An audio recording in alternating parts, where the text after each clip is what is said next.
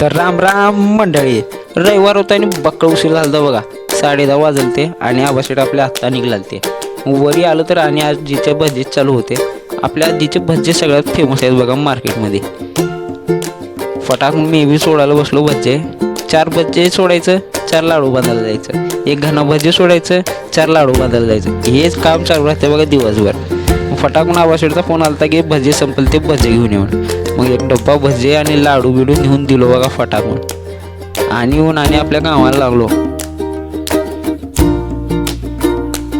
4-5 डब्बे दिलो आणि मग काय नंतर 1 टोपलं भरून दिलो बघा.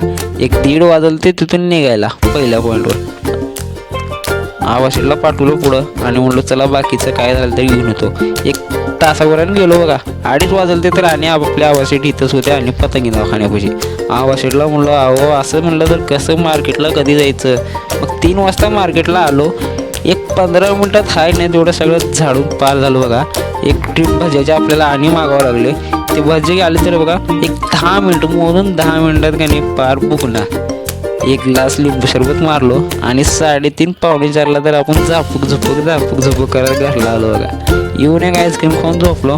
तर 7ला उठलो बघा. कशासाठी तर संध्याकाळी मेसच्या डब्याला का नाही पनीर मसाला बनवायचा होता. 1 नंबरमध्ये बनवलो.